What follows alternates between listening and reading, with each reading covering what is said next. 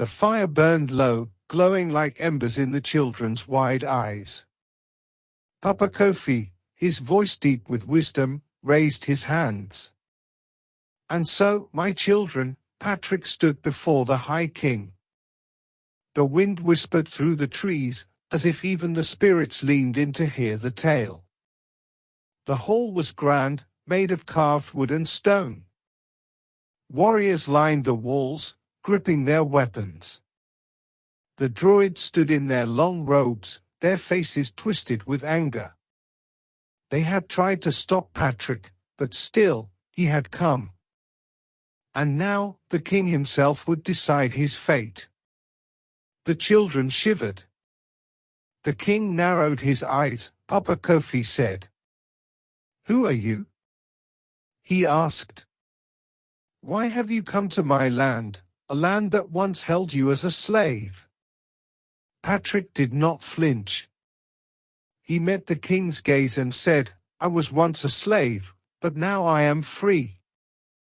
And I have returned, not for revenge, but to bring a new way." The room fell silent. Even the fire seemed to wait for the king's response. Papa Kofi leaned in. The druids whispered, warning the king that Patrick was dangerous. That his words would weaken the land. That the people would turn away from the old ways. A boy clenched his fists. Did the king believe them? Papa Kofi's eyes gleamed. The king was wise. He watched Patrick closely. He had seen many men who wanted power, who wanted wealth, who wanted to rule. But Patrick, he wanted none of these things. He wanted only to change hearts. A slow smile spread across the Griot's face. And so, the king did something no one expected, he said. He listened.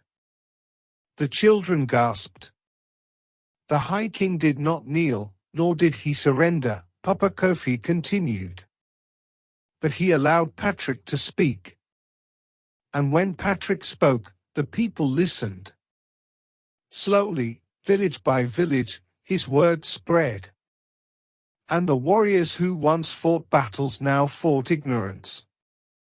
The chiefs who once ruled with swords now ruled with wisdom. The Griot paused, looking at each child in turn. Patrick had done what no warrior could do. He had conquered not with weapons, but with truth.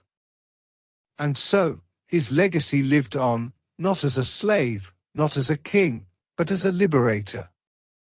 The fire crackled, filling the silence that followed. You see, my children, Papa Kofi said, Patrick's story is not just an Irish story. It is our story. It is the story of every man and woman who has ever been enslaved, who has ever been broken, but who refused to be defeated. The children sat in awe. That is why, when the world celebrates St. Patrick's Day, we too should remember. Not just the parades, not just the green, but the message that freedom is worth fighting for, and that true strength comes not from power, but from purpose. The Griot leaned back, his story complete. The night sky stretched wide above them, filled with endless stars. And as the fire burned low, the children knew they would never see St. Patrick's Day the same way again. Thank you for joining this journey through history. Like, comment, and subscribe to uncover more hidden connections between African resilience and global legends.